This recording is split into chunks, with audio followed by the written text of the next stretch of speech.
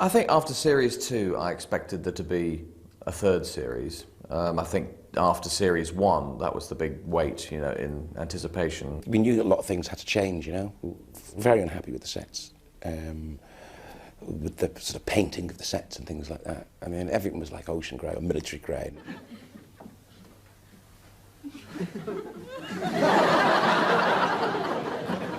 My memory of series 1 and 2 is all very much black and white, because it was there was very little colour, you know. Even though I was wearing Hawaiian shirts, they'd been distressed to such a level that it was just sort of grey. Yeah, we wanted to give it a different look, and we were in a different position.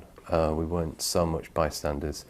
We were aware of some of the directions that had been given for the sets on the first series, which was Ed wanted it to be a grey submarine look. And that sounded fine, you know, from being on the outside, but then it wasn't really a grey submarine look, it was a grey kind of wooden TV set look. Series 3, in all areas, it was a sort of big lift, you know, in all departments, really. Mel wasn't available for those early series, and then he became available for series 3.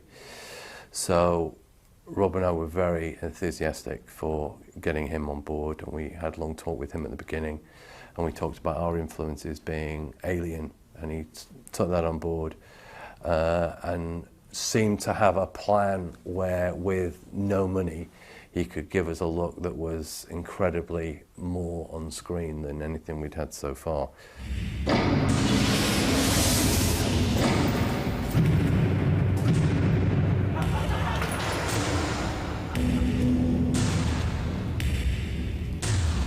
My name is Hudson. I am the replacement. You used to look around the set when we first got into it and went, that's a bread delivery box.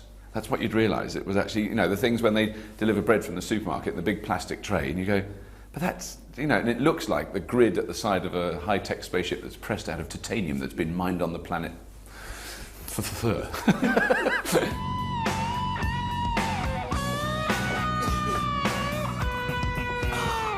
That's all it was. It was bits of wood with holes in with light through, as opposed to just bits of wood with no holes in. And there was a kind of genius to what he was doing with no money. I think Mel produced a working set for us that really took Red Dwarf into its next sort of step. So it started to have more of a space age feel about it, I suppose. Well, I just think the whole thing, it just looked glossier, you know. I think every series of Red Dwarf has its own identifying features, but I think it all started with a big kick on series 3. I mean, a lot of people are very nostalgic and sort of misty-eyed about, oh, the first couple of series of Red Dwarf, they were my favourites, you know, when you could see this, you know. It was never supposed to be like that. It wasn't supposed to be like Prisoner in Cell Block H in space, do you know what I mean? It wasn't supposed to be bang a door and see the set move. It had a sort of a solidity in its look, which was really advanced us forward, I think, a great deal. Rob and Doug came in as producers, and it was a more relaxed feel, because they'd started out as one of the lads, you know. Although it did quickly become a them and us scenario with Rob and Doug as well, you know. But it was a lot easier to deal with than Paul's style of producing. No, I'm trying my best to be very diplomatic. That's very good. No. They knew right from day one, before series 1 was ever shot, exactly what they wanted to see. But obviously they're writing it, and you know, they have to go through the mechanics of the television world, and sort of various departments have to do their thing. But I think once they got control, they could really fine-tune the whole look of the programme, the whole feel of it. And I think that's what you saw in series 3. I can understand people wanting to, you know, have their own, you know, ideas and views of how their work should be done. So I'm one of the sort of pro do-it-yourself guys anyway.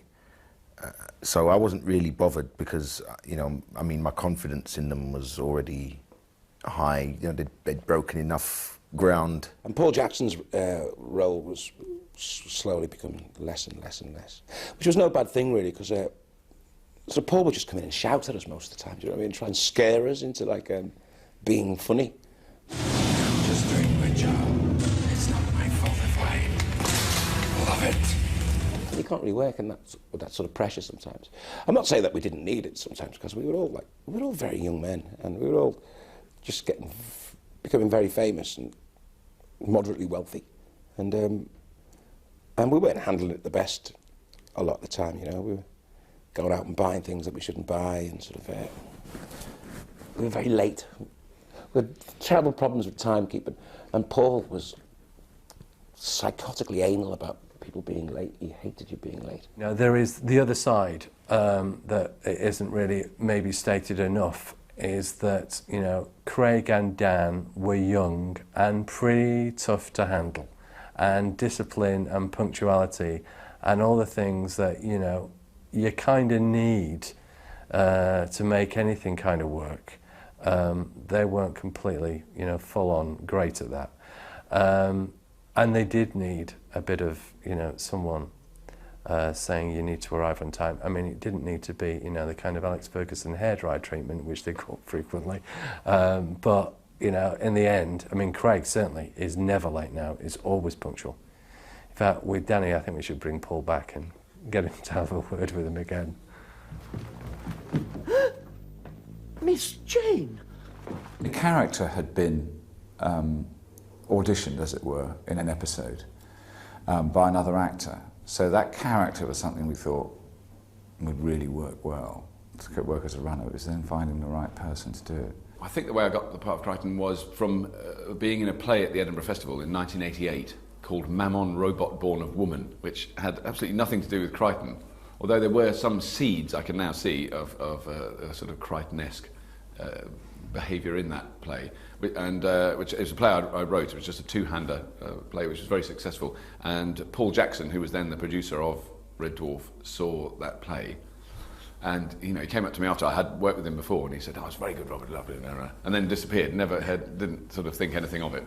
And then it must have been about 6 or 7 months later, he rang up and said, "Do you want to come in and talk to these guys that do Red Dwarf?" Well, I mean, to be honest, I really thought that, you know, after seeing David Ross play Crichton, and then, you know, we were told this other bloke was coming in to do Crichton, it was like, poor guy, you know, this guy's going to die a death, you know. I did ask, and the irony of that so cruel, I did actually ask if I'd be recognisable as the robot, because I was worried about that, because I was also working on another project about robots, and I didn't want to be, and this is the actual quote, typecast as a robot. It was just, those words came back to haunt me many times, and Rob Grant, in his inimitable way, said, "Don't worry, Bobby, no one will recognise you." But if people see my face, what are they going to think? Tell them you had an accident. Tell them you took your car to the Crushers and forgot to get out. You know, because of his comic timing and his malleability and his expressiveness, it was really, you know, no contest. He was fantastic. And I just thought at that stage I'd be wearing a kind of RoboCop helmet. You know, you'd sort of be a thing over there, and, you know, maybe some funny costumes with lights on. And then at lunchtime I'd take the helmet off and go and have lunch with everybody else. I had no idea what I was being let in for.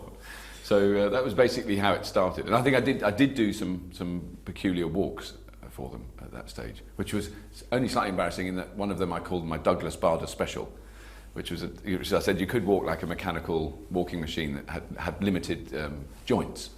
And so I walked with kind of stiff knees. You have to kind of use your hips to walk, which was fine, and they laughed and they thought that was funny. And then at that time I'd never met Doug before. Who has one false leg, as I'm sure many people know, and I sort of did my silly walk, and I was even doing squeaky sounds as I did it.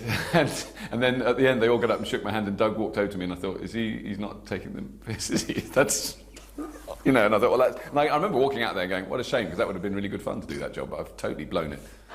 Stopping distances. You're travelling half the speed of light. What is the stopping distance? 4 years, 3 months. And the thinking time? A fortnight.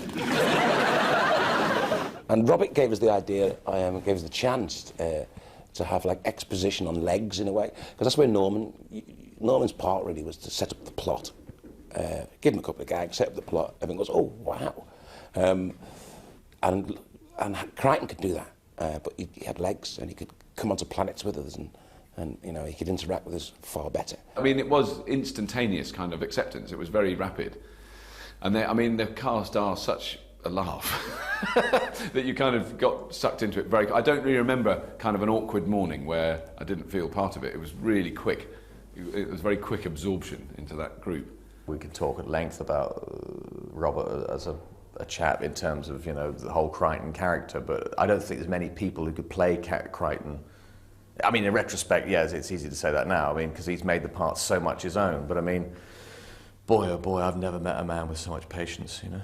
I tried all these different walks when we were first talking about it in the rehearsal studio without the costume on, all sorts of silly walks, and actually what defined the walk was the costume. I mean, it was quite restrictive because your shoulders were held really rigid and your legs were held rigid. You eventually just, only bloody walkers like that. I just thought I'd give your quarters a quick tickle around, sir. I won't take a jiff.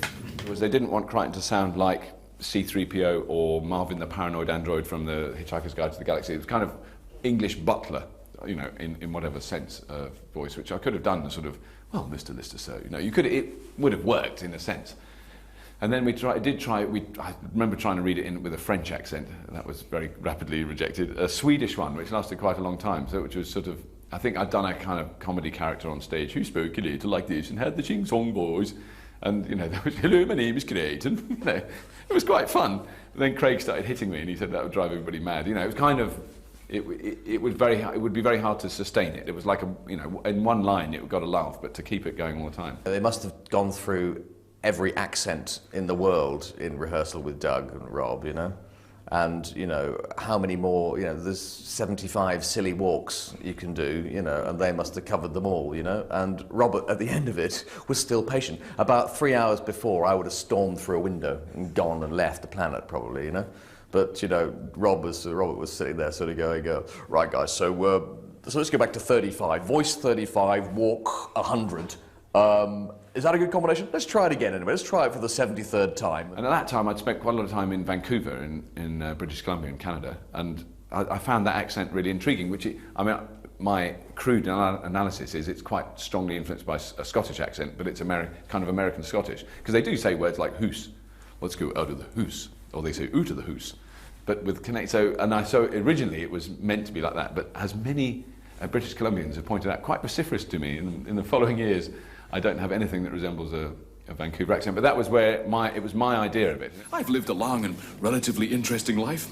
The only truly terrible thing is that, as my adopted owner, you have to die with me. You what? Joke. Deadpan mode. He added yet another type of energy that you know, helped Craig, myself, and Danny and Hattie along. I mean, I think they must have explained to me, but if you've never had it done, you don't really know. So they said, you know, we're going to cover your head in plaster of Paris, and you've got to sit very still, but you can breathe through a straw stuffed up your nose, you know. So you go, oh yeah, fair enough, carry on, until they go, you know, on your face, and it is kind of it's an unusual experience. I wanted to get a lot of angular features on the face, keeping it flesh-toned and flesh-looking. I thought they were making a mould so that they could then make the helmet. I was still sure it was going to be a helmet that would fit really well. It would be a really high-tech thing with lights and buzzy things on it. And then I went in and they showed me this sort of square rubber head. And they did talk about that, you know, that we could do a line here and lines there. And, you know, they were kind of looking at my face and working out how to do it and drawing on the mould, you know, on the actual cast of my head. And I was very interested in what they were talking about. But then when I first saw the rubber mask, I went, I see. It does go all over. We'd already had Hattie playing a female Holly before in an earlier episode in an earlier series. So she seemed a natural choice. I got a call from my agent saying that they were auditioning for a new Holly because Newman wasn't doing series 3.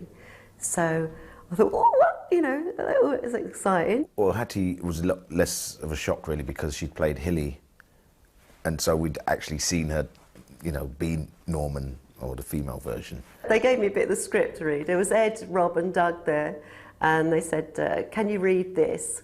So I read it, and then they said, no, out loud.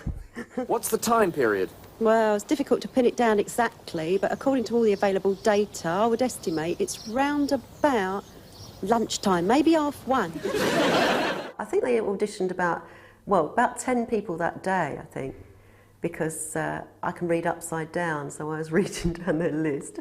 And some people were quite proper, what I'd say, proper actors. Whereas I'd just done stand-up. Once Crichton came, the part of Holly really changed. I thought Norman's Holly was was, you know, really funny, had some great lines, he had some great big scenes. But Crichton took over that role, so Hattie's role as Holly was much more reduced and a lot less funny. She had a lot less to do, really, because Crichton was doing all the exposition. It was actually good to have a female voice on the show, you know? Sounds odd to say that, but it really actually just tempered a little bit of the sort of male domination. They weren't black holes. What were they? Grit. 5 specks of grit on the scanner scope. Yeah, the first episode we filmed for Red Dwarf 3, the night before I was still at the Edinburgh Festival, there was a party and I thought, oh, should I go to that? Well, I went back to the flat and I thought, no, I'll just nip to the party for an hour or so, it won't make a lot of difference. So I got all dressed up in my blue 50s cocktail dress and high heels and everything, and I went along to this last night party, and the person I was sharing a flat with was there and everything, and then all of a sudden he wasn't there, and so I didn't say goodbye to him. So then I went back to the flat and realised I hadn't got my front door keys. And I just sat on the doorstep all night until the taxi arrived at 6 in the morning because I couldn't get in. And he said, have you got any luggage? And I went, yeah, but it's all in the flat. So I turned up, well, I came to Heathrow, I got a cab to Acton and turned up in the rehearsal room with me 50s cocktail dress, lovely blue and black cocktail dress, high heels and makeup smeared all over the shop. and they just like went, they really thought I was completely mad. So sort of Hattie and I were like the 2 new children at school, a bit nervous. We also got Howard in, and Howard gave again a kind of a more, I think, realistic kind of textured feel to the clothes and the costumes. Howard started using a lot of sort of heavier fabrics, sort of real fabrics like suede and leather, as opposed to cotton and nylon and all that kind of stuff. Hang on, wait a minute. Nod, no. In the book, you know, think about the art school background, I took the fact that he would do, you know, he'd customise his own jacket. You're so smart. I'm glad I came with you. Well, we are the smart party. I didn't come here looking for trouble. I just came to do the Red Dwarf shuffle. He's smart. He's smart. Just sat on Lister so much better than Hawaiian shirts and nylon boots, you know. Captain Emerald.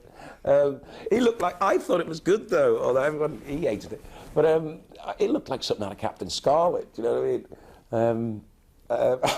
Essentially, it was to have that sort of, the hologrammatic look. It was to help show that he was a hologram. We used fabric that was two-tone, that had a different shine. The H became more sophisticated on his head. The good thing about Howard coming in was, you know, that person now wants to say, right, I want to make my mark on it. And the only way to make your mark on the cat is to go one step further. Yeah, we've been everywhere. 14 moons, 2 planets. I've been so worried, I haven't buffed my shoes for 2 days. The best thing about Cat was trying to get the cat movements. In the first 2 series, there was a lot of where he'd go up on his haunches and it'd be... so we wanted a lot of swagger and a lot of attitude with him. Well, if you put it like that, I guess you're right. Damn my vanity.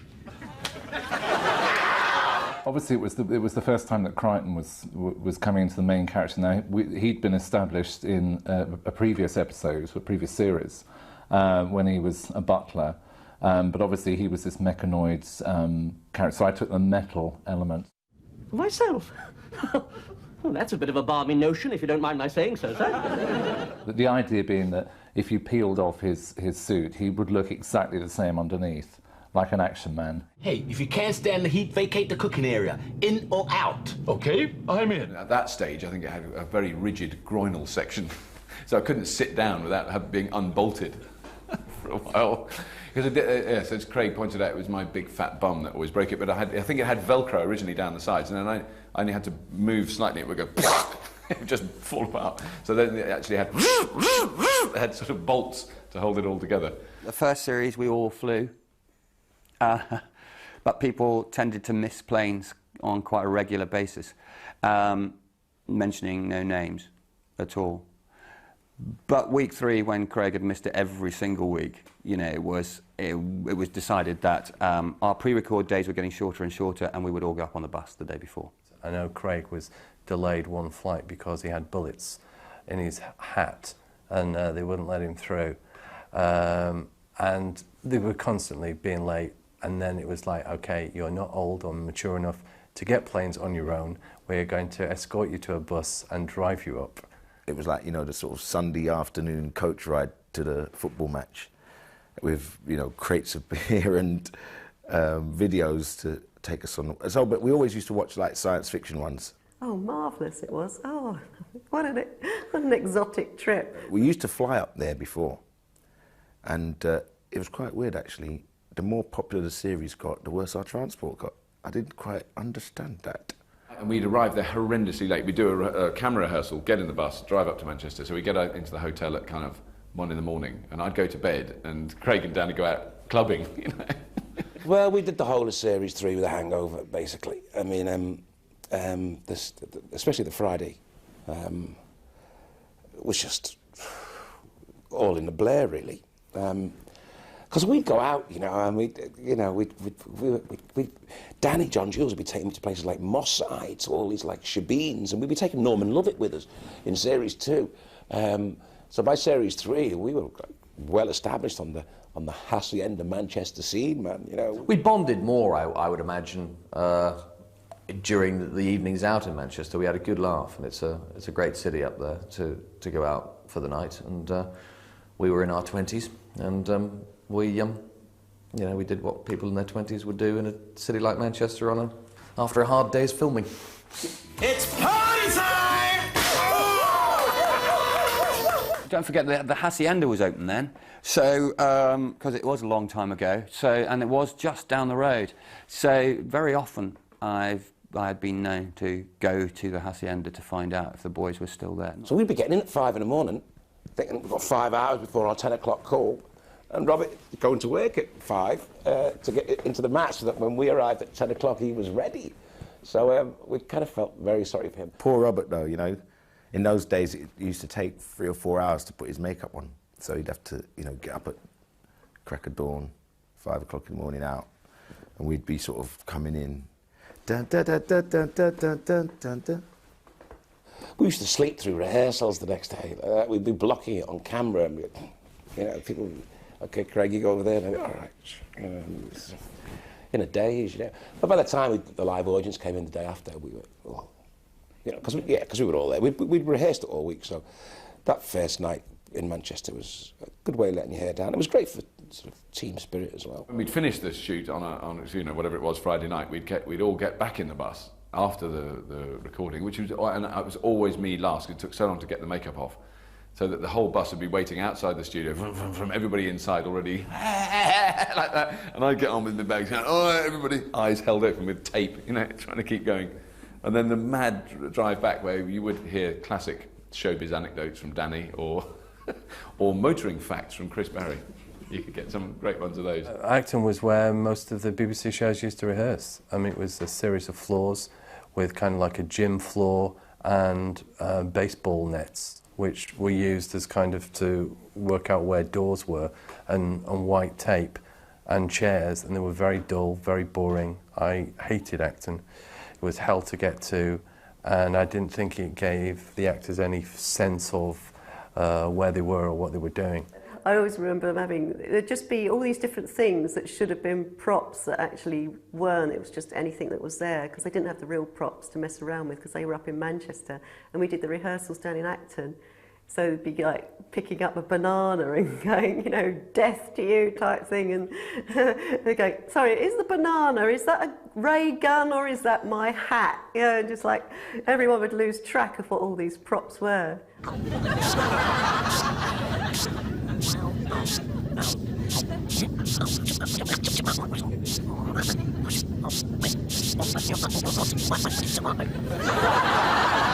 We'd be in the lift with people like Ronnie Corbett and things like that. You know, they'd be rehearsing the 2 Ronnies while we're rehearsing Red Dwarf on another floor and all that. I remember once, after a heavy night, I remember, this is a true story, after a really heavy night, I'm in the lift with Robert, and I farted which was, you know, it wasn't very nice because we'd been very, very, very, very drunk the night before.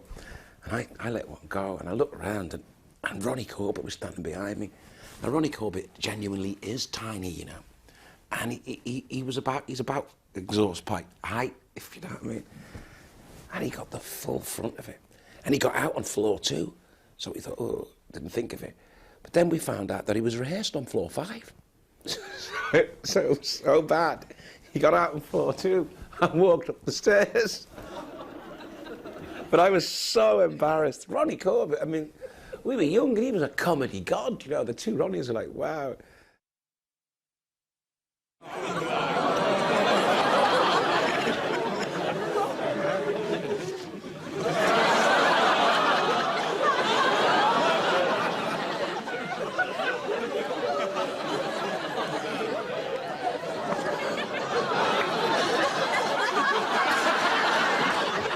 I had a medical appointment and I took a brief history of time with me to try and attempt to read.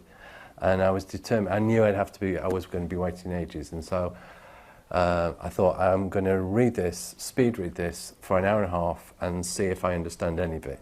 I mean, obviously the mathematics I understood those completely, but there was a couple of things that really stuck in my mind, and one was this Hawking's theory that it was perfectly possible for the universe to go forwards and then hit the big crunch, and then time rewinds and goes backwards, back to the Big Bang. It was devastatingly difficult, because I mean, you just got sucked into the discussion, you know.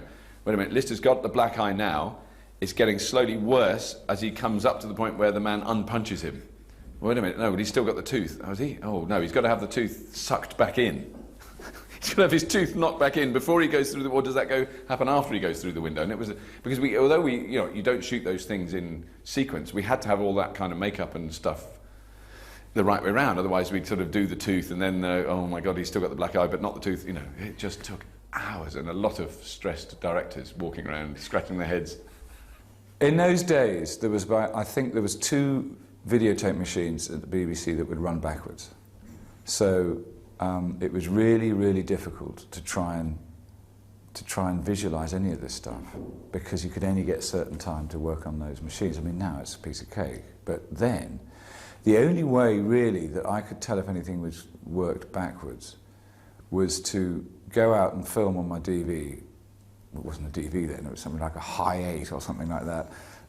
Shoot on a location, go back and then press the rewind button to see how it worked. There was the thought of, where do we stop thinking about going backwards here, you know, because if we start to analyse it too heavily, then, you know, we just won't know when to stop. So let's just stop analysing it now and just do it and go for it, you know?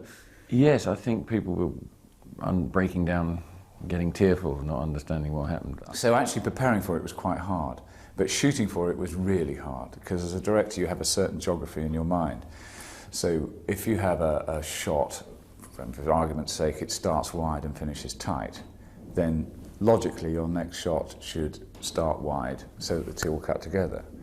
Then this shot, which is going to that shot, now that one's backwards. So that one now starts wide and finishes tight, but because you're running it backwards, it's been shot the other way, but it's got to join onto this shot, which has been run forwards, and so, you know, your brain starts to explode. There's a perfectly rational explanation for all this. Phil, it's not if you know, it's near enough. They were running a tandem, and it was running backwards.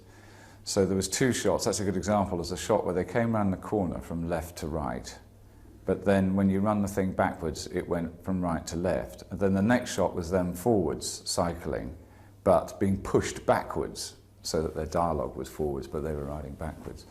And getting the geography of that, I did actually screw that up, and I had to flip the shot to make it work.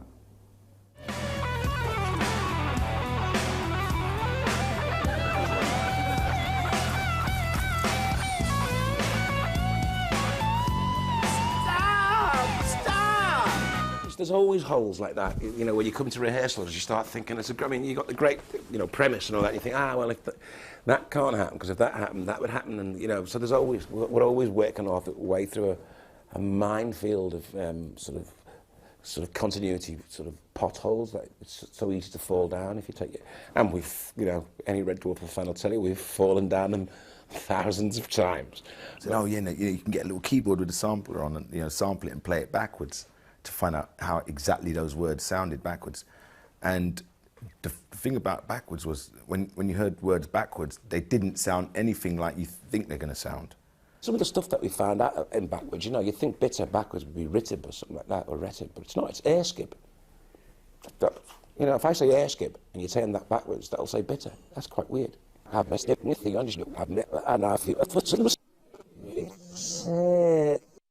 Yo, matey, what's that you drinking there? You know, drinky, beerskip. Erskip. Ah, airskip. 2 pints of airskip, please. Airskip? 2. Was that difficult? No, with a smart party. We were filmers on the docks, and like Toxteth, just like the other end, you know, just city centre, Toxteth, the docks, so it's just across the city. So, so I used to nip out whenever I could. There's always a distraction when you're on location, because either where you're filming or, you know, there's, if you've got like, especially outside, you've got much more time on your hands because it takes longer to set things up. So, you know, you can stray.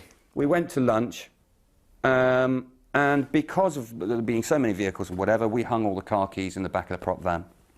So all the car keys were there for everybody.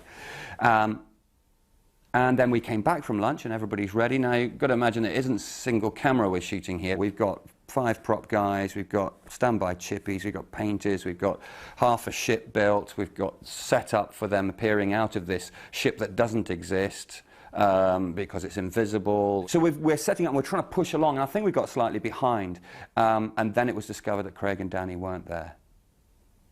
I'm easily led. Mike Agnew was always very good at having kittens.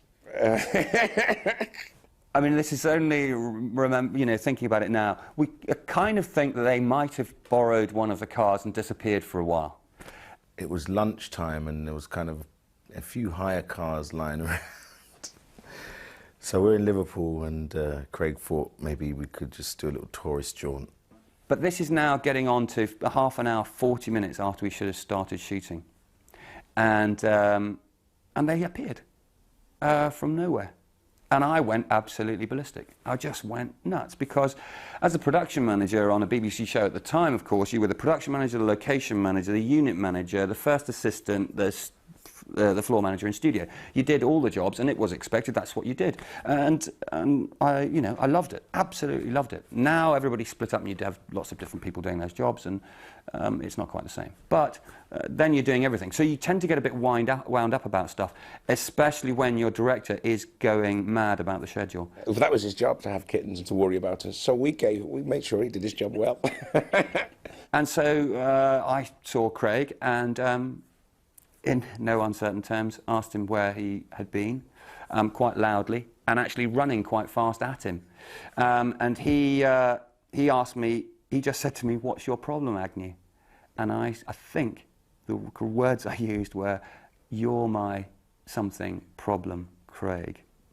At which point he got quite defensive, and I got quite aggressive, and it was at that point that Ed appeared out of the truck and stopped me from actually hitting him. Then there were lots of apologies and whatever, and Craig and I get on very well now, but at the time, yes, we had a bit of a moment there. I wasn't actually there that day, because there was a stand-in Crichton in one of those scenes earlier on, and because I can't remember, I think I was working, that was at the kind of very beginning of the shooting, and I had some work that was overlapping, so I couldn't be there that day, so there was I don't know wonder who that stand-in Crichton was. Because I've never been to that lake, wherever they filmed that lake. And there is a shot of Crichton in a speedboat. I was really jealous, because I'd never been in one of those at the time. It was kind of quite dangerous as well, and it was freezing. I'm head to toe, heavy leather gear, and I've got to walk backwards slowly and submerge myself into the lake, but I couldn't really get myself under, because, you know, you'd get air bubbles underneath your jacket and stuff like that, so they stuck loads of lead weights and stuff like that in my pockets and down my boots and things like that.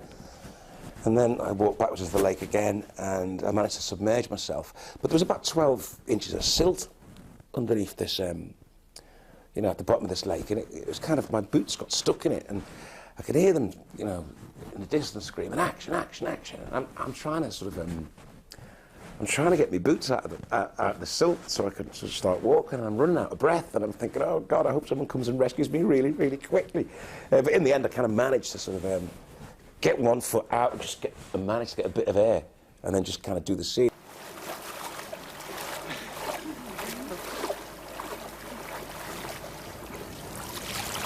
But the big test with the actor is that they have to stay underwater long enough for the water to become flat. And in the end of the day, you're completely in their hands. You can't going to go, I'll cue you. They're underwater, you know. So, and Craig was great. He hung around underwater for really quite a long time. And the water was completely flat before he re-emerged, you know. I was in me green git Rimmer outfit with the aerial sticking out of the peak cap, I think. And Robert was Crichton.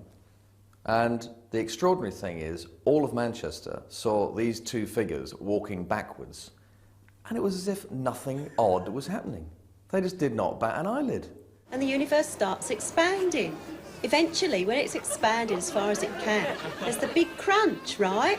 And everything starts contracting. That was kind of like one of the biggest ever gags from the cat.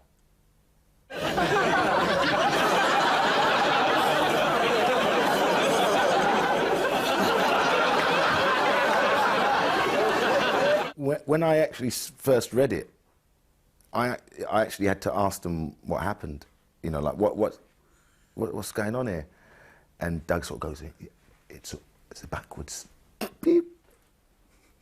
I went, oh right. So I understood fully, you know, what his reaction should have been, and I actually got them to sort of, everything was up. You know, my eyebrows was up. I got them to get the hair up, so everything was just like upwards. And then when he tries to walk, you know, it's still walking upwards rather than forwards. So that's how that funny walk came about. And Blue Midget, on screen to me, just didn't look like a particularly detailed miniature. It looked like something that had to be made quite quickly. And also the set was very contained and small, and you couldn't really do much on it. We had a chat with Peter Ragg. He went off, and I think at this point it was called White Midget, the craft that we'd written in the script, and he came back with this bug-shaped thing. And we went, oh, it looks like a bug, like it hadn't occurred to Peter that it looked like a bug. And he went, yeah, the guys are calling it Starbug.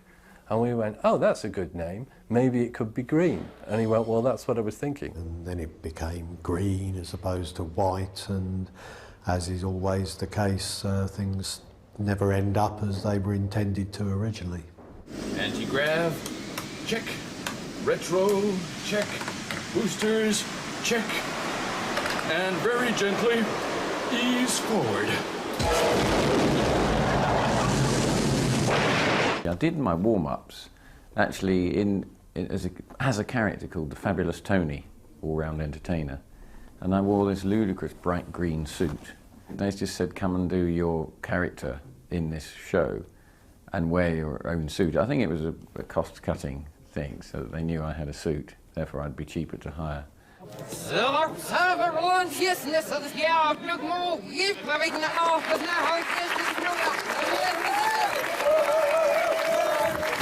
So, yeah, I just did what I normally do. I could say anything I liked, because they were just going to spin it all backwards anyway.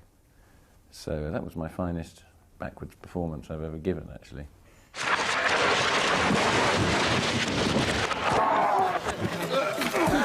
I've thrown through a plate glass window about 4 times, I think. And I was quite heavy in them days. I was, you know, and the guys had such problems getting me through it. They had to pick me up and launch me. I think it was probably more than one take. Craig's very game like that. If you chuck him through a window and you think, it could be better, he'll do it again. And he's very good. He was always good like that. I always had great admiration for him. He never, ever said, ooh, I'm in agony, I don't think I can do that again. He just got chucked through the window again. There was no difficulty in persuading Craig to have a go at things. I love doing all that bit. I mean, that's kind of, you know, I think stuntmen have the best fun of the lot, you know. When you do all the sort of close-ups and all that, and then you let the stuntman go and do all the exciting stuff. I like getting the explosions and all that kind of stuff. Unrumble!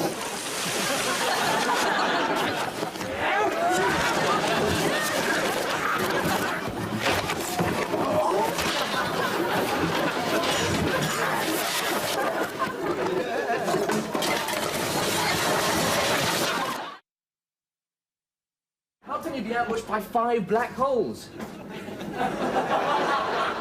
It's always the way, isn't it?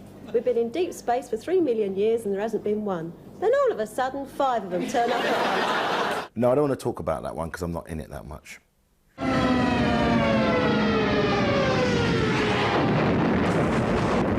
The genesis of that, the whole ice thing, was a meeting with Rob and Doug and me and Peter Ragg, the visual effects designer. Rather than us writing stuff and them trying to deliver what we had written, we wanted to reverse it a bit. And so we met with the vis effects guys and said, what can you do that would look really good?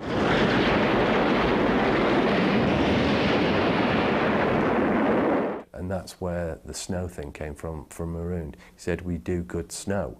I think Peter made the mistake of saying, snow is good, we can do snow. And I said, obviously it's not snow, what's it actually made of? And he said, soap flakes. It looked very realistic. Unfortunately, everyone slid around for the next couple of days because we had a nice soapy floor. Of course, I've got to fall out of the spaceship, land on my back, then start trying to dig my way through, and then just get completely blown into the side of this boulder. And they pulled me on this rope really hard, and you bang, it really hit me back as well. And then you kind of open your mouth, and all these soap. I tasted soap for weeks, man. I mean, Craig suffered a lot that day as well because he had to climb out of a door and then do a comedy falling down because the wind's so strong fall. He didn't have to do any acting at all. He climbed out the door and the wind just took his feet away. It was very... I mean, they create like 70 or 80 mile an hour winds, those machines, and it's very hard to stand up near them. So.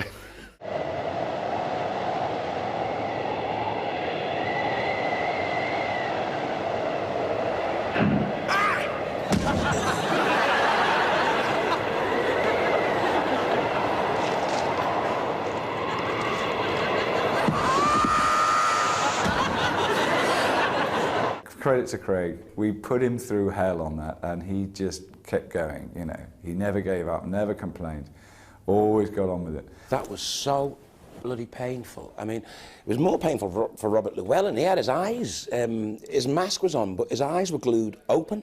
They had to paint so much makeup to cover the join from the rubber mask to my eyes that they just kind of kept layering it on, which was, you know, if you're sitting like that, it's just having your eyeballs painted. It's not that terrible. Not your eyelids, not your eyeballs. Luckily, they didn't paint my eyeballs. That would have been very bad.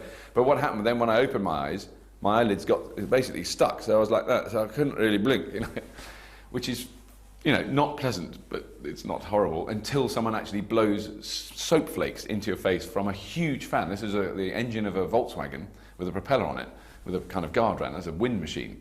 So they start out this thing, and the wind starts. They go, all right, everybody ready? Then they pour soap flakes into the wind, and it creates an instant blizzard. Brilliant effect. But there's me going, with foaming eyes. A pint of lager just didn't taste the same that night. It was just like, you know, you were blowing bubbles. Still snowing, is it? I mean, you're head to toe in leather. You got a fire there. You got all the lights. You're sweating your hairies off, and you're supposed to be. I decided to shoot the entire show handheld. So apart from some of the ice stuff, everything in the studio, everything in Starbug was shot handheld. And to my knowledge, it was the first sitcom that had ever been shot handheld. That's it, there's nothing else. Just a pot noodle. Oh, and I found a tin of dog food in the tool cupboard. Well, it's obvious what gets eaten last then, isn't it? Can't stand pot noodles. And it's a very powerful story. It's a very good story that people could identify with because it was to do with, you know, you can understand being stuck in the middle of nowhere and you haven't got anything to eat. You're going to die. You know, it's a great it's a great thrust to get that story going. And so all that claustrophobia really helped it, and it really made it look great. I thought that was some of our best work in the early ones. Our finest hour, as it were. I think it's my second favourite, probably, of all Red Dwarfs, you know. And just to do to read the dialogue for the first time was just one of those moments as an actor. You just sort of, you know, great, I can't wait to do this. I used to play golf. I hate people who abuse the facilities. Hope you rake the sand back nicely before you... That would be a hell of a lie to get into, wouldn't it? Competition the next day, your ball lands in Lister's buttock crevice. You need more than a niblick to get that one out. I was going to say I've got a big bump. Big? It's like 2 badly parked Volkswagens. I think Marooned is my favourite episode in terms of, you know, the way that those guys played it and the way that we experimented with a style of shooting. I loved Marooned. I just thought it was... I just think if ever we did a Red Dwarf stage play, I'd love to do Marooned as it, because it's just like...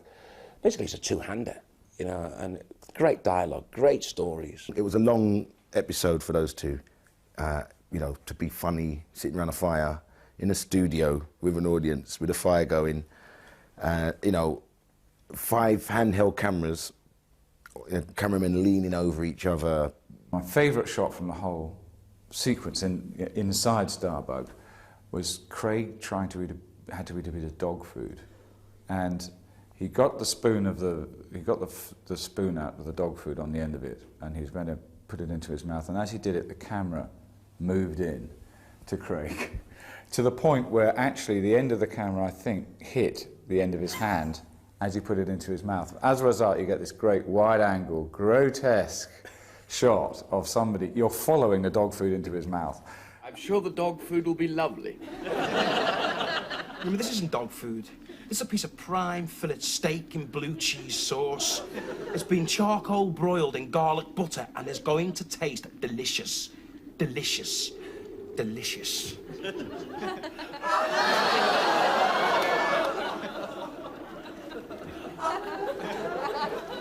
Well, now I can see why dogs lick their testicles.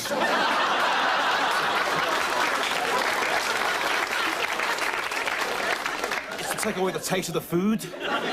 That wasn't really dog food. I've said it was and all that kind of stuff, but it wasn't really dog food. I actually don't know what it was. But they had...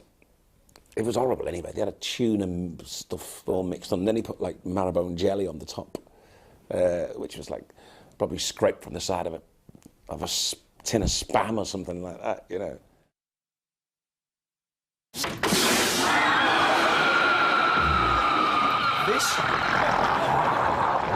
And it was great because it was disgusting, it was slimy, it was all teethy, and it was funny, you know, and that's a difficult combo to get, but he always used to manage to do it somehow.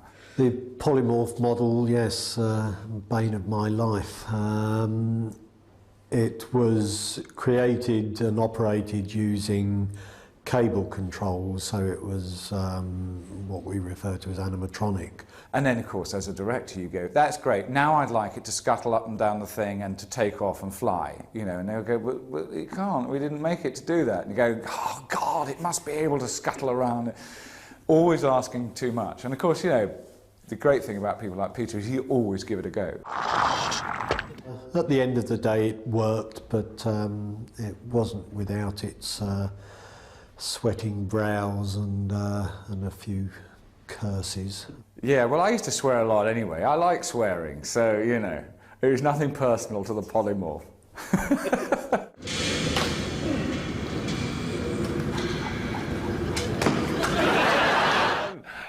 I only did that because it's one of the moves I can do.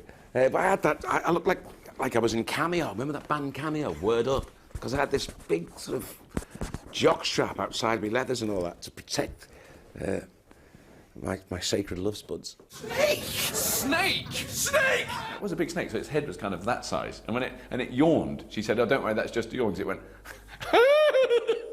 And this enormous mouth opened, and the little pointy tongue thing came out. And she sniffed me.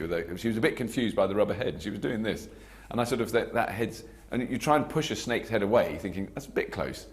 And they don't move. You go... And it just wants to stay there, and then it goes... You get that look. You get the squashed Crichton look. So she gives you a little squeeze, you knew it. And that, I mean, I think there is a kind of 1 second shot of Tina around my neck. I mean, it's so brief. And the hours I spent with Tina trying to kind of bond. There were 2 women, one woman who looked after her and her friend were there with the snake in a box.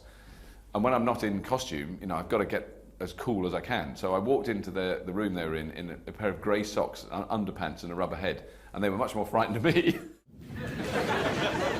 Look, just because it's an armour-plated alien killing machine that salivates unspeakable slobber doesn't mean it's a bad person. Yeah, I just sort of, you know, picked up on, you know, many of these sort of Morris Minor driving peace people that we'd seen at Greenham and just sort of exaggerated it, brought in a bit of hippiness, you know, and off we went. The beard and the makeup were, you know, the glasses and everything. That sort of Rolf Harris look-alike. We then changed it when Chris came up with the Peacenik as a character. I can't remember what the original character was in it, and then we just let him rip and wrote notes down of stuff he was saying. And it was like such a scary thing because it's like, oh my God, if you open this out, they'll be wanting to do this every week and there'll just be mayhem as everyone goes, I'll just have my part this week. But it was really kind of quite contained and good. And so Chris just went blur and did loads of stuff. And then we wrote it down and then went away and reshaped and reworked some of the things he said and put it in the script. And I think that's one of the few real scenes, you know, where it's been kind of thrown out to the floor, as it were. So that's quite interesting, and I think one of the best things we ever did, probably. Where have you been? Let's go! I've been getting myself comfortable, man. That was good because, you know, I got to wear my hair out. I didn't have to go through all the shampoo and set that day. I am so sorry, sir. Just forget it. Oh, how can I forget it, sir?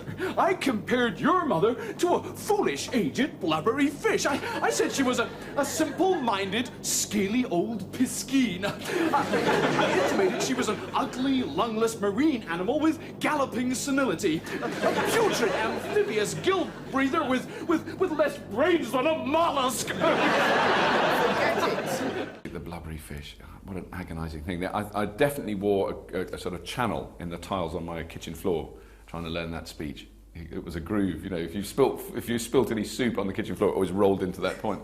It was so, I don't know why it was, I think it's the lists. I think that Rob and Doug realised that, you know, if they really wanted to give me a bad time, give me a list which almost repeats itself, doesn't it? And it was a brilliant speech. It was such a funny speech. So they wrote down you know, idiot boards which they didn't want the audience to see. We were doing it in front of an audience, so they were all turned away from the audience. And we got into the scene and started doing it, and I hadn't even thought about it then. It was just like, next scene, oh, Chris, I go in with Chris, given that. I knew the first bit, and then I got to the, oh, I'm so sorry, I called you. And all the idiot boards were still turned round. And then there was a lovely man called Mike Agnew, who was the floor manager, crawling on his hands and knees between my legs. It's the only way he could get in there while we were doing the shot, to try and turn them around. And in fact, what you see is me doing that speech without seeing it, because I couldn't see them. So I actually could do it. It was a confidence thing, you know. I actually did know the damn thing.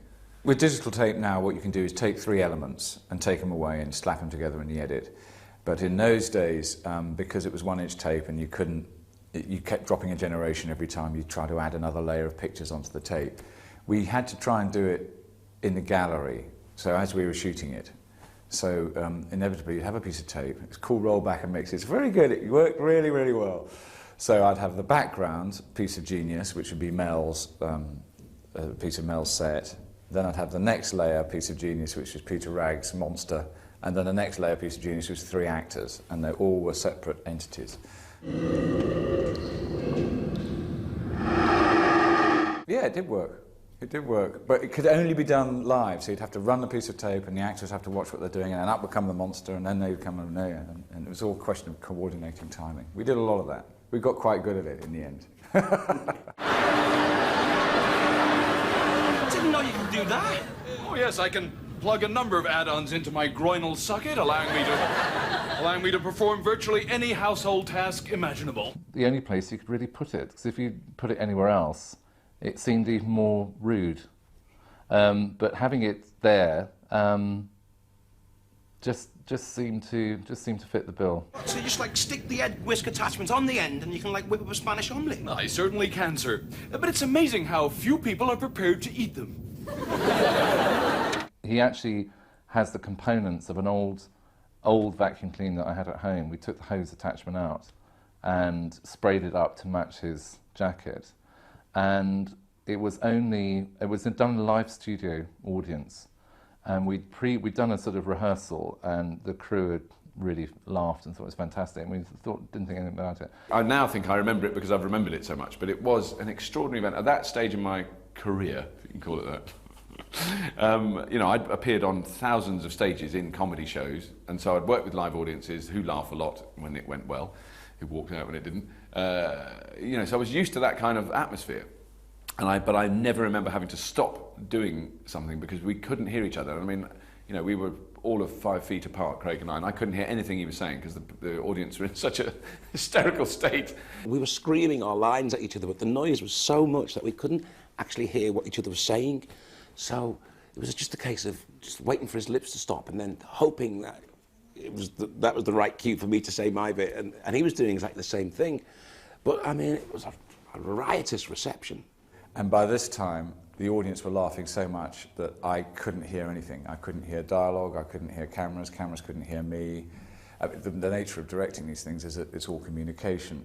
And the whole communication had broken down because the audience had gone so nuts. Something very, very... Just a little pain in the gut. What's wrong? Help me on the face! I'm shrinking! Oh, God! My book's alive, man! I'm getting smaller! Oh, no! Help me, please! Please, I'm begging you! I mean, really, the characters are so good that the audience would just know, they would know often a character's reaction because they just were into the characters so much and the characters were so well-rounded. And then Chris has to come in behind me with his sort of punchline, which I had no idea if he'd come in. I couldn't see him, I couldn't hear it. I knew I'd have to ride the laugh, but it wasn't, I mean, I certainly knew I'd have to wait a long time for the laugh to stop. But of course, I waited long enough. You know, I thought, hang on, how many more minutes of this episode can I waste just looking at you know, just waiting for the line to happen, you know? So I just jumped in, really, even when the laugh was still at sort of fever pitch level.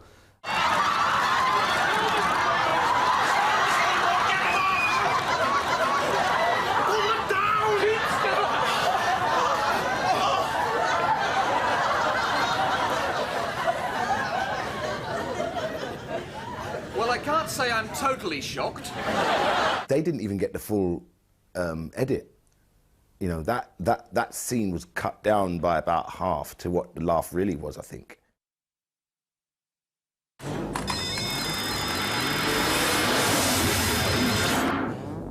Keep that safe. It's Lister's mind.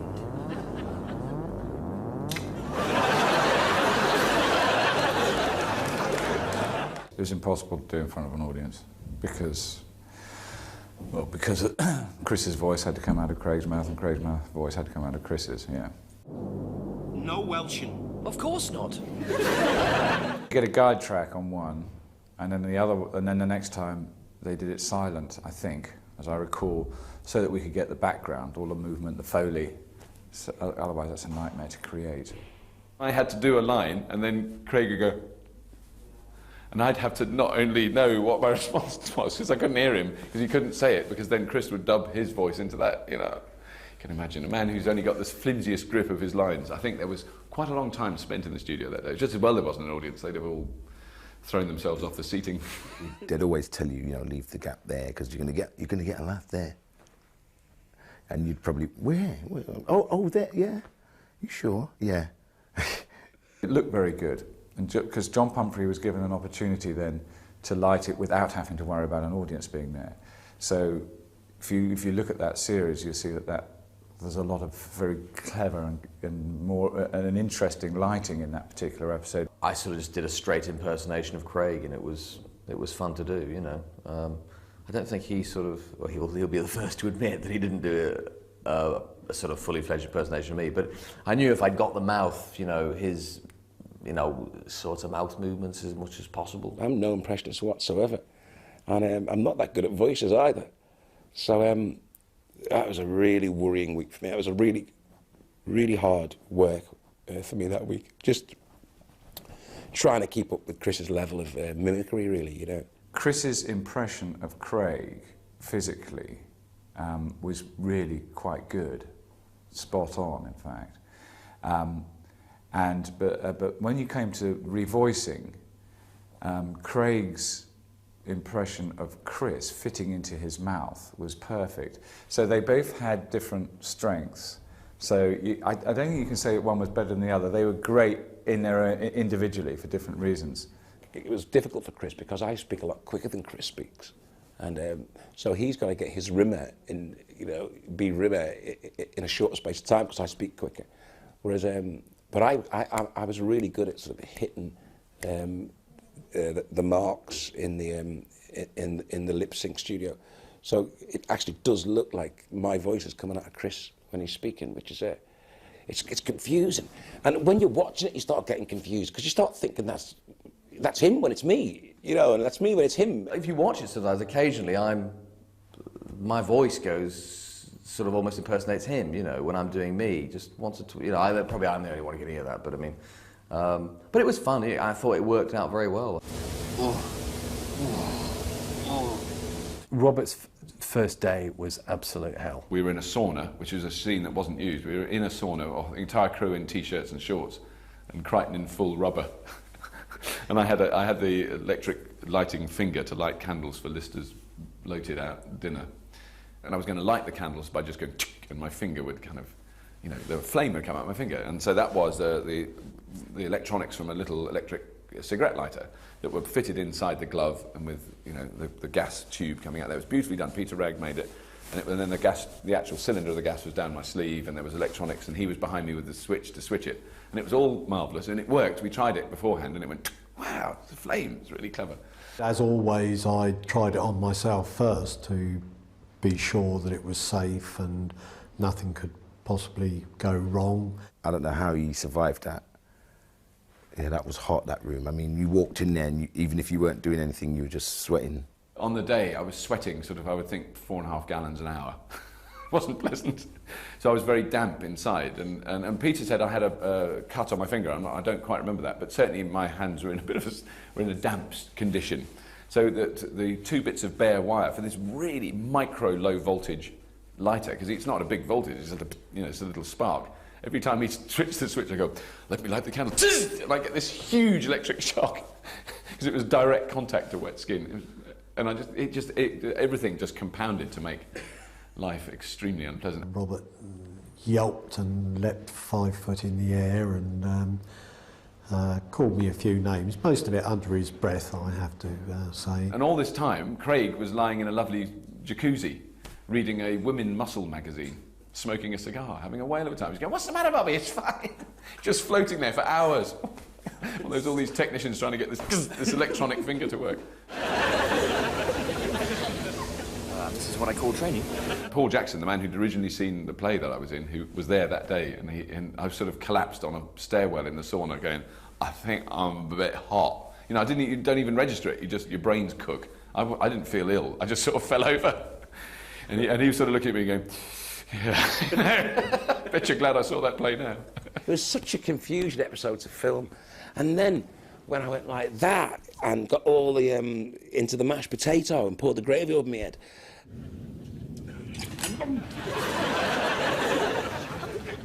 the mashed potato wasn't properly mashed. There was big hard lumps of it, and all the lumps went up my nose, and it was horrible. It was like a really uncomfortable episode to do that. It's strange. People always think that the directors direct the miniatures, and it's not true. It's mostly not true on film, and it certainly wasn't true on Red Dwarf. Heat Rag and his guys would go off, and they would shoot the sequence, and then, you know, we would see rushes as they came off.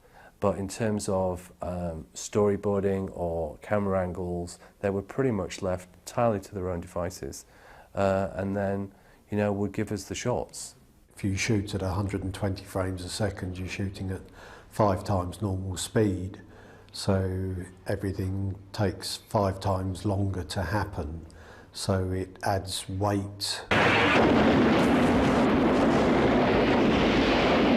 With the small budget that we had, we were being kind of insanely ambitious, by kind of cram all this stuff in, but there wasn't the time or the money really to do it.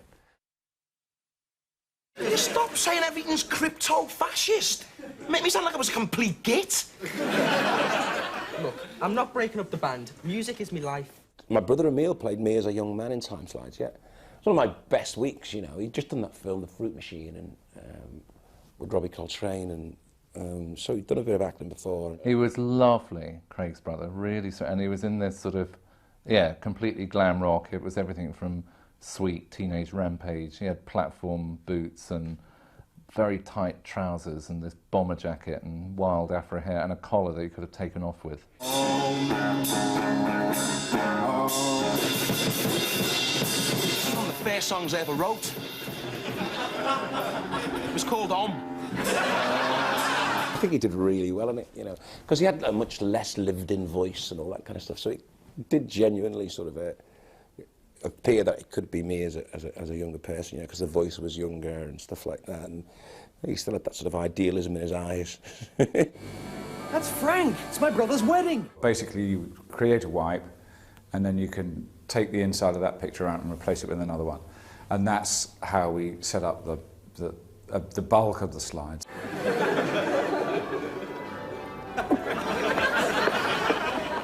The bit where he fell out of the photograph had been filmed at least a month more earlier than when he fell on the ground. But not only that, it was written, Rob and Doug, you know, testing the barriers, it was written so that he said half a word the month earlier and the second half of the word later. So I think it was fan-smegging-tastic.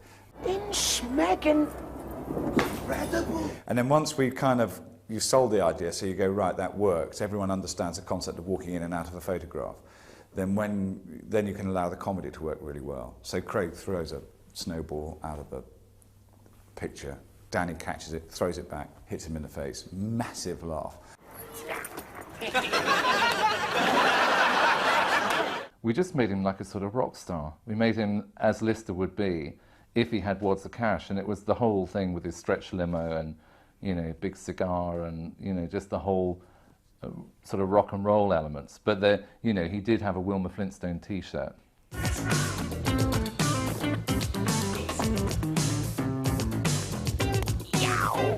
Ed had said to me, because I wanted to direct, he said, why don't you direct this scene? Psst, wake up. What is it? And then I sat down in the big chair in the centre of the console, and everyone's there waiting on your every word. And in walked Ed Bye, Paul Jackson, Rob Grant, Doug Naylor. Now, have you got all that? I think so. Then my camera script got changed. Almost entirely. I mean, out of all proportion. Just by the odd, oh, why don't you do it like that? And why don't you do it like that? And whatever. And it wasn't until afterwards, sort of looking back at it, I went, that's not what I wanted to do at all. But actually, it was probably 300% better than anything I could have done. Your Crichton Series 3 Mechanoid is now reaching the end of its useful service life. It can hardly have escaped your attention that he's slow, stupid, crudely designed, and quite amazingly ugly. He needs replacing. Things would crop up during a rehearsal time, or, you know, an idea would happen sort of pretty much overnight, and I think this was one of them, that suddenly we'd have this alternate Crichton. I knew Rob and Doug a bit through two other guys in Absolute and the kind of the comedy mafia that happens.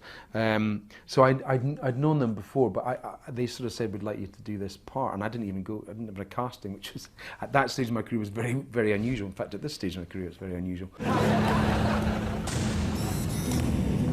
Crichton, you're not dead. You should be dismantled and ready to leave. The background and kind of the fringe and stuff, you tend to make things yourself. So I literally was sitting there the night before going, I have no idea why they've asked me to do this. I don't know what I'm going to do. And I suddenly thought, what's the voice that's not like me? Because they can't want a Scottish big Jesse kind of robot. What would that? So I started talking like that, and I said, "Oh, that's okay. That might work." So so I did that. The problem being that I can only really do that for about 10 seconds at a time. So by the end of the read-through, my vocal cords were lying in a bloody mess on the table. But they were terribly impressed. That was the great thing. They were cock-a-hoop about it, and they said, "No, this is a great voice." And I said, "That's very kind." And 10 times stronger.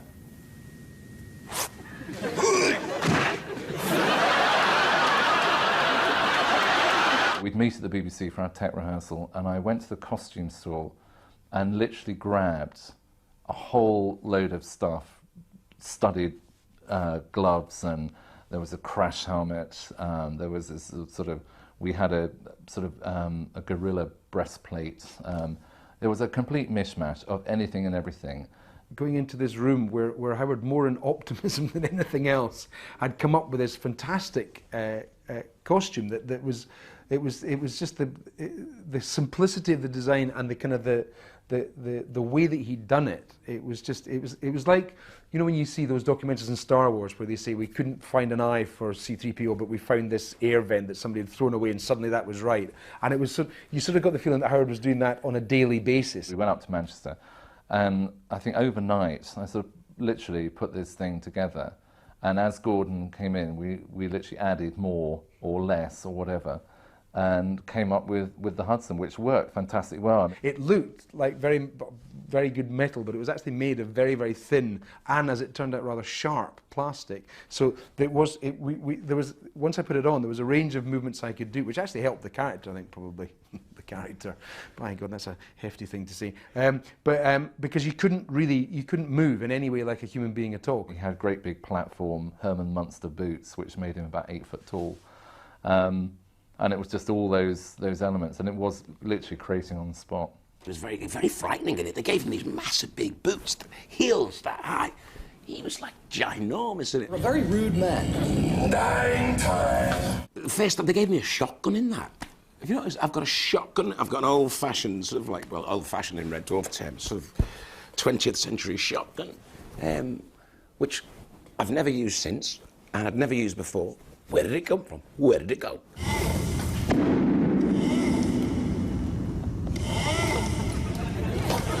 I used to do quite a lot of science at school, so I said, trust me, that will be all right. And I kind of just wrote various, I think, I may be completely wrong about that. I'm sure I'm exaggerating my role in the whole creative process here. 10 times faster than any droid on the market. It was sort of early days of this stuff where basically, literally what happened was the camera was locked off, and I did the thing, I came to the end of it, and everyone stood still, and they just took the chicken, I put the other chicken back, and did it, and it was all fine. Very weird, but it was, no, but that was very good fun. And again, that gave me a lot of confidence, because it was a pre-record day. People started laughing when you were doing it, and it just makes such a difference, because it is weird when you come in to do one thing in something like this. It's sort of the royal family of sitcoms. You know, you kind of doffing your cap to people, and if they laugh, you kind of think, well, that's okay, you're doing the right thing. Is that the way you want it? It's the way it is. Then you better leave an address with your body, so I can mail it to your head. In fact, there's two fantastic things about the makeup. A, I wasn't Robert, which was absolutely fantastic. It was very bizarre. The cast were just so happy, generally on a daily basis, not being Robert, apart from Robert, obviously, because he was Robert. And everyone else, if ever you were feeling down, you just looked across at the lunch table, you saw this man trying to eat without moving his face. It must have taken, 20 minutes. Poor man, he suffered. And a really butch costume. He looked really butch. With a bit of mascara and a beard. Robert was so bloody jealous. I want that for next season. I want that. The amount of time I spent listening to Robert Llewellyn moaning about his mask. And he had this tube down the back of his head for the sweat kind of duct. I mean, it was... Anyway, so that was very good. But also, they made me up to be very tanned, and they completely hollowed my cheeks out. I kind of looked like Ian Glenn for the one and only time in my life I was ever going to look chiselled in film movie-like. And it was extraordinary. I mean, I saw stills and it worked. As soon as I moved, you could see it was makeup, unfortunately. But the stills were fantastic. Don't tell Robert. That's what he'll want. It's a computer chip. Oh, it's a 5517/W13 Alpha Sim modem. Oh, it's the interface circuit with a built-in 599 XRDP. Oh, how did you know? Intuition. Originally, Holly didn't get anything for Crichton in Last Day, and I thought, oh, Hollywood, you know, Hollywood? Hey, Hollywood. My goodness, I do believe I'm drunk. I suddenly feel the need to strut my funky stuff. Sit down, it's the booze, you're not used to it. We were only acting, unfortunately. I did suggest that we should do it method-wise and just all get completely wrecked and then do it. Somehow, BBC, insurance, all that kind of stuff, being pissed in the studio, they don't like it, you know. I think they were, but I think they've had quite a lot of practice. And I mean, I'm not very good at it. I have been drunk in my life, but I'm very bad at it. I'm a very cheap date, and I can get drunk on half a sort of lager shandy. You know, it's, in fact, quite a weak shandy. So, I mean, I was sort of doing quite bad drunk acting, which was very appropriate for Crichton, thank goodness. Not during the course, definitely afterwards, but not during the course, as far as I know. And they just like lie back and accept it. You know, there was an awful lot of moaning going on as well. Robert was, you know, and from Hattie as well. Hattie was moaning. Hattie wanted an episode that featured, you know, heavily hair because she had a small character. Robert wanted an episode that featured him, and it was easier to do one featuring Robert first because he was so accomplished, you know. And by the time he got to Last Day, he was flying, you know. He just fit into the sort of network of characters really well. A lot of that's to do with the writing, obviously, but his level of performance and the way he interacted with the other characters just worked really, really well. So he had a kind of chemistry that you knew you could exploit. As Crichton is being written and as Robert's performing it, you can see Doug's eyes just opening wide and think, God, I've got to smash here, you know. This character's, you know, you could see it building all the time, and you could see Crichton building all the time. It very quickly became one of the most popular characters, you know. I mean, you know, even overtaking me and Chris, you know, in some people's estimations, you know, because it's a fantastically thought out, excellently crafted and brilliantly acted character, you know. Don't give me the Star Trek crap. It's too early in the morning. Me and Crichton were both new for Series 3, well, as us anyway. Yeah, I always wondered about whether I was going to get death threats or something, but luckily I didn't. If I did, they were diverted, which I don't know if that's worse, not to know about them, but no, it seemed to be all right. I mean, by the time we recorded The Last Day, which was the last episode we recorded of Series 3, you know, I'd really kind of got to know this little group of people. I mean, it wasn't, you know, very much centred on the cast, but also everybody else outside it, Rob and Doug, the writers, and Ed, the director, and all the, you know, Mel Bibby, Peter Ragg, all that crowd. You know, it is a very intense, enclosed little working environment. You get very close to them. And you have to, because it's kind of trench humour that goes on, you've got to get through this insane job. Everybody's got, you know, if you haven't got a rubber head on, you've got weird teeth in, a funny H, or your head's sewn up with that, or you're sitting with a neck brace, you can't move, you know. I mean, we all had our bit to carry. We always expected never to come back, I think. I was kind of depressed because I thought, what a brilliant job. I really enjoyed doing it, and it's the last one we'll ever do, because it was, at that time, the end of the series. We've done 3 series, we never expected to do any more. Big party that night for all the people who've been in it. Every last episode made you paranoid. You think, is this the last one? I don't think I felt that, because, I mean, I thought this show has many series left in it, but maybe 1 or 2, you know, but I didn't think, something told me that I just didn't think it was the end of Red Dwarf as a television show at the time, you know? When you look back at certain bits, you go, oh, that was good, that we pulled that off. And that's kind of technical stuff that was challenging then.